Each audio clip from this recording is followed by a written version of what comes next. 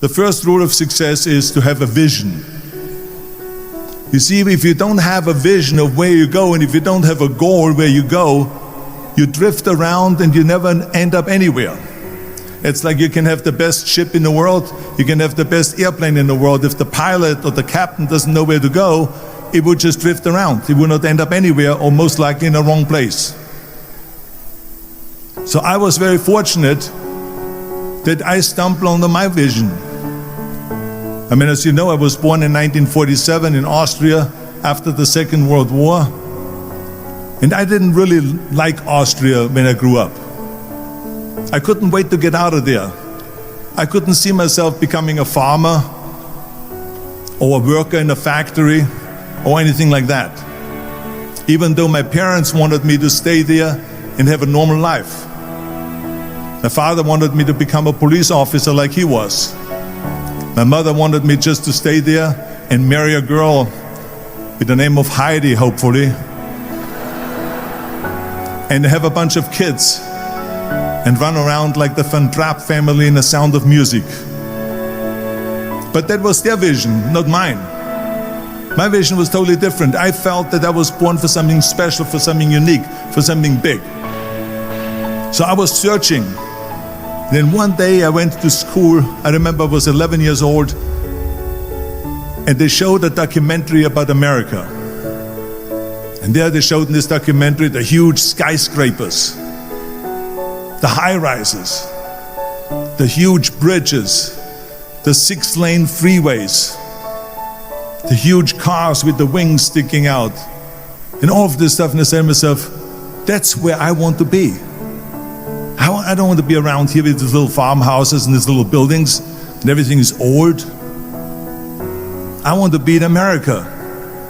But now the question was just, how do you get to America? In those days, it was a very expensive trip. It's not like today.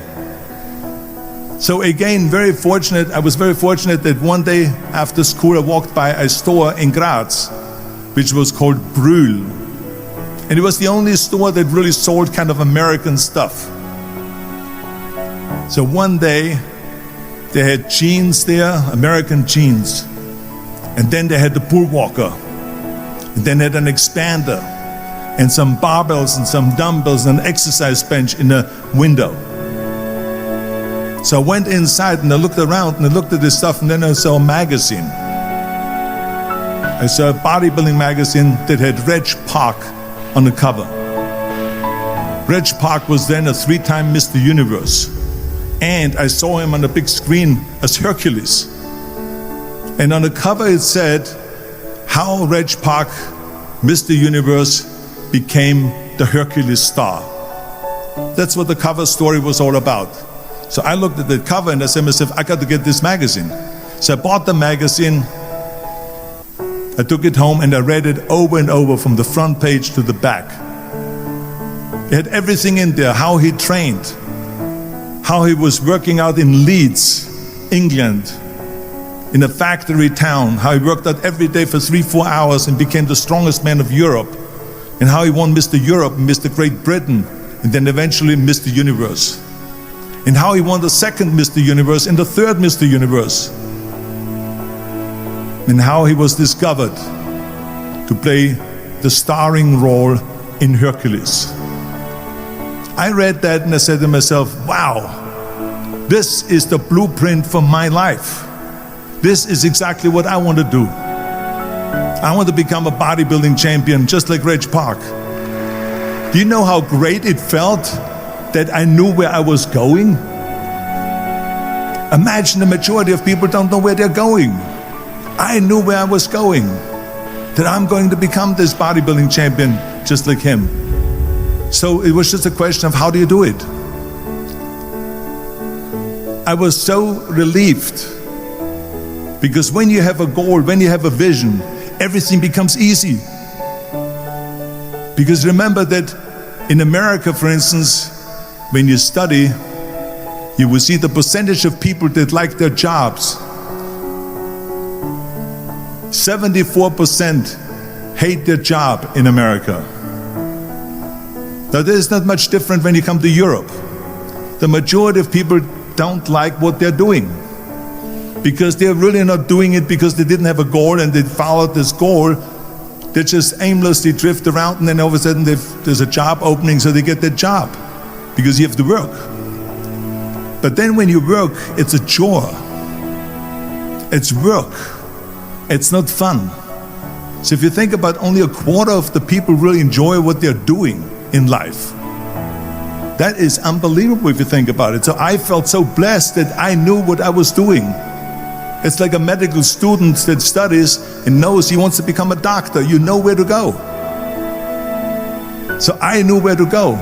So people always ask me, when they saw me in the gym in the pumping iron days, they say, why is it that you're working out so hard?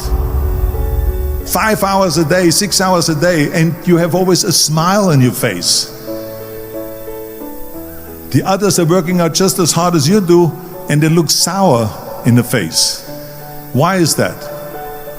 And I told people all the time, I said, because to me, I'm shooting for a goal. In front of me is the Mr. Universe title. So every rep that I do gets me closer to accomplishing that goal, to make this goal, this vision turn into reality. Every single set that I do, every repetition, every weight that I lift will get me a step closer to turn this goal into reality. So I couldn't wait to do another 500-pound squat. I couldn't wait to do another 500-pound bench press. I couldn't wait to do another 2,000 reps of sit-ups. I couldn't wait for the next exercise, for the next half hour of posing and all the kind of things that you have to do to be a champion. With the age of 20, I went to London and I won the Mr. Universe contest as the youngest Mr. Universe ever. And it was because I had a goal. So let me tell you something, visualizing your goal and going after it makes it fun. You got to have a purpose no matter what you do in life. You got to have a purpose. So that's rule number one, have a vision. Rule number two is, don't listen to the naysayers. Don't listen to the naysayers. Everything I ever did, the thing that I heard out of people's mouth was, that's impossible. That can't be done. Or no. I remember when I wanted to be a bodybuilding champion, including my parents and everyone else around me, said this is impossible. Why don't you become a ski champion? That's what they do in Austria. Or a bicycle champion, or do some track and field. You can't be a bodybuilding champion. That is exactly what I heard, and of course I proved to the people that it can't be done. So whenever someone said to me, it can't be done, I heard it can be done. When they said no, I heard yes. And when they said it's impossible, I heard it is possible. Because I am a strong believer. I'm a strong believer of what Nelson Mandela said, that everything is always impossible until someone does it.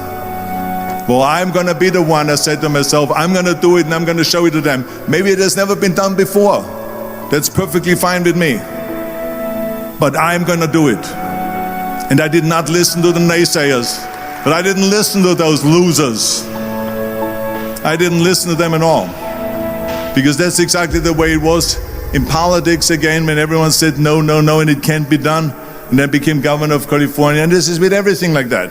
This is just the reality of it, is that you cannot listen to the naysayers. So this is a very important lesson for all of you. If I would have listened to the naysayers, from bodybuilding to show business to politics, I would not be standing here today talking to you. I would be in Austria in the Alps yodeling. That's right. I will be in Austria still left yodeling. That's what I will be doing, exactly. So this is why I say don't listen to the naysayers. And the next thing, the third point that I'm going to make to you is work your ass off. There is no magic pill. And it drives me crazy when people say that they don't have enough time to go to the gym for 45 minutes a day and work out.